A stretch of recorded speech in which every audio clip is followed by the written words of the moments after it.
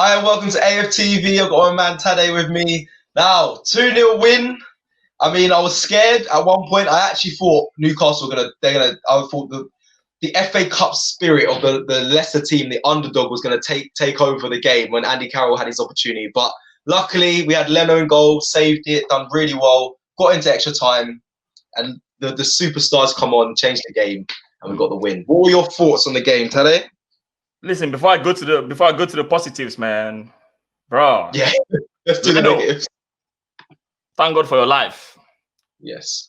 Honestly, man, that guy saved us like 1 minute to the end of the game. That was a sure goal.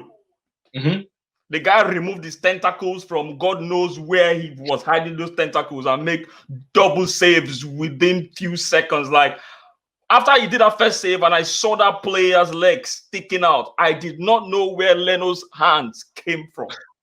It's as if it just appeared. Yeah. From, like, honestly, I was already seeing a goal. I need to give him kudos. I need to. Yeah. Because I agree. He didn't have much to do. And normally when keepers are sleeping like that, they usually, and then they get under that kind of situations, they falter. Yeah. Well, I thought for me, he really did all right in that situation. I'm not even gonna lie to you. Carroll missed the sitter as well. Yeah. Honestly, I don't know how he missed that, but that was a sure goal. The one that he had the one touch, and then he already beat Leno. Leno was sold. Honestly, Leno was sold. Literally, Leno went this way. The ball went this way. I thought it was a goal. I think those were the only two dangerous chances that Newcastle had. Really. Yeah. There was. I think they only had. I think they only really had 2 shots. If I'm completely 2 shots on target. I think in the full time at the end of the game, 2 shots on target. That's all they had. There you go. Right. So honestly, man, I'm just glad because it was already looking at one of those games whereby first half we missed so many chances, and I was like, I hope this is not gonna come out to bite us. I mean, like 3 chances in the first half. Oba had a shot that hit the keeper. Maybe I don't know. I don't know whether we should have been able to score that. It was quite difficult though. I mean, from that angle and all that, it was a good save. Reece Nelson had the chance where he was supposed to just tap into the net. I don't know why he was doing a first touch. I have no idea why he was doing that. Pepe had a chance where he was supposed to beat a man. I think he had already beat the man, but the man just kind of stuck out a leg and put it to corner. I mean, honestly, first half we should have been putting away some of those chances, I felt. And then somehow we allowed Newcastle to grow into the game. And the moment they grew into the game, it was already looking like one of those, like you said earlier on, like seems like it's one of those games that these guys are gonna, take the day, and we are gonna be cursing Arteta again, and you'll be seeing all the Arteta out banners and bloody. Do you know what I mean? But listen, we won though. So I was going to say, I was going to go look at the red card situations. What were your thoughts on that? The Emile Smith-Rowe one, I don't think it was a red card. At first I did, but I didn't think it was a red card. I know your thoughts on that. And the penalty as well, the Aubameyang claim when the leg got stuck out, was that a penalty? What were your thoughts on both of those? I was cursing on my life. I was cursing on my life that is not a that was not a red card. Okay, that was absolutely not a red card. Even when you first saw it, do you think it was a red card? When I first saw it, I was unsure, obviously. But when they put the VAR, and this is why VAR is very important. Imagine if this was Carabao Cup. That's it. It's gone. Bye-bye. Gone. Night. Sleep well. Good night. That's it. Do you know what I mean? And then we'll be cursing. And this is why, for me, VAR worked very well today in that kind of situation, because the guy went there and cancelled it and, rescinded the red card and said that's a yellow card. Even yellow card for me was a bit too harsh, because that guy was more like a graze. He saw it and almost withdrew his leg. You see that he knew he was doing something a bit wrong there with his leg. So I don't even know why he still gave him a yellow card, in my opinion. I think it was the scream as well. The scream from the other player was not needed, but that is part of the game now, though. Everyone's screaming and dying. I was saying this exact thing on my live, bro. I don't know, what's it with you footballers? Is it that they gave back to you guys to just come and lie and just I don't understand, man. Just anything to win the game. Honest, anything to win the game. I think nowadays players are taught just anything to get the advantage. Some players are taught that, not all players. I think some teams are too nice, but some teams that is the tactics. But I don't know. I think it's the modern day football as well, Tade. Like everything gets so deeply looked into. I mean, look at the times of Maradona. If you look at the clips and all that, this guy was getting from pillar to post, and it was going. Oh, this generation, man. No offense, man, but we're weak to a certain extent, man. I don't get it. Yeah. We need to be a little bit honest. You know, and about the Oba one that you were talking about, I don't think it was a penalty. Oh, you don't? Except it's a different one we're talking about. Is it not the one that went through two people and then went down and then somersaulted and tumbled? Yeah. He exaggerated it, man. He did. He exaggerated. And this part of the going by the standards that have been set recently, right? Let me answer the question honestly. Going by the low standards, right? That would probably have been given a penalty. If I keep remembering the likes of this Chelsea player, Tammy Abraham, that just got tapped and he fell down like a sack of potatoes in one of them. And then compared to this, maybe yes. But I still feel like we need to be using our, number 6 for some of these things, man. He overdid it, let's be honest. It wasn't really, for me, it wasn't. Yeah. And it is by the standard set. So I'm in between. I'm in between. Yeah. Okay. Listen, those are all the negatives, right? So good. Let's look at cool. Let's move to the positives. I'm sure some of the positives will be the youngsters, maybe the Kieran Tierney's.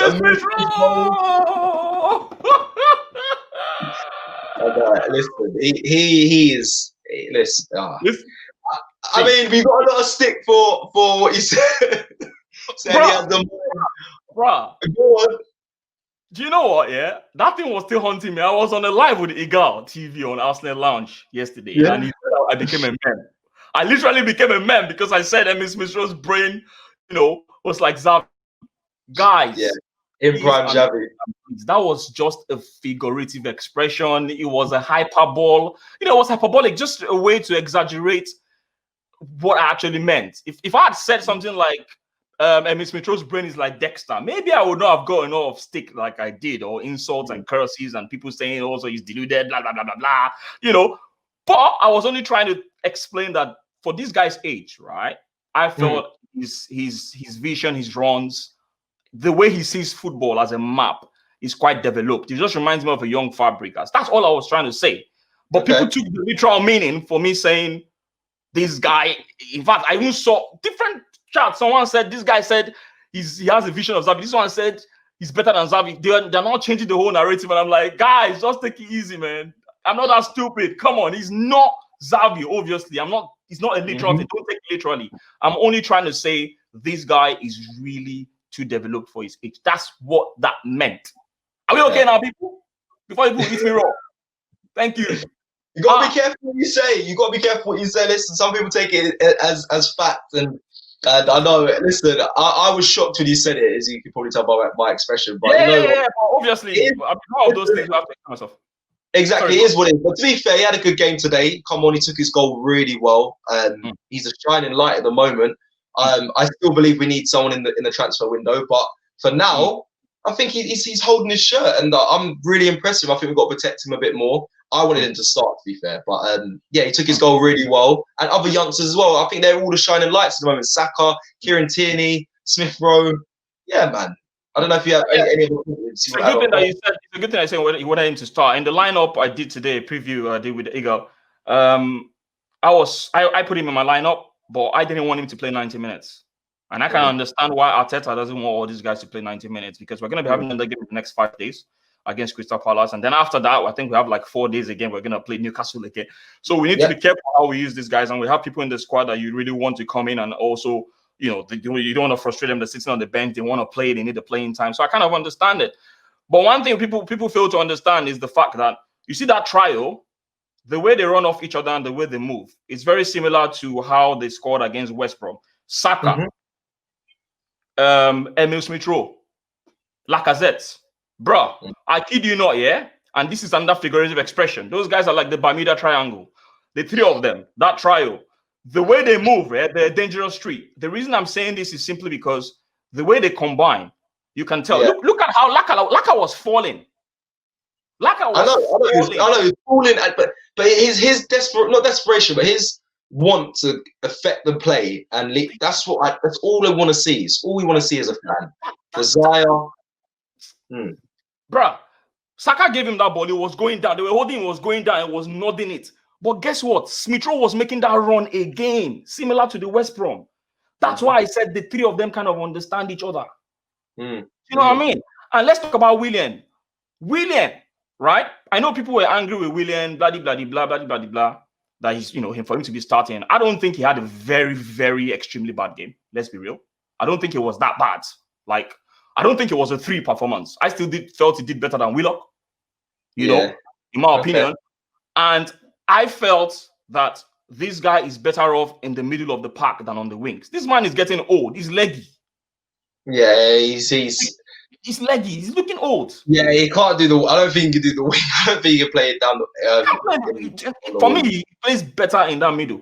And one fun fact before I go, right, for people to understand, and this is why I keep telling people that they should stop using stats anyhow. When they're using stats with Mesut Ozil back in the days and all that, I try to tell people that they should be cautious how they use stats.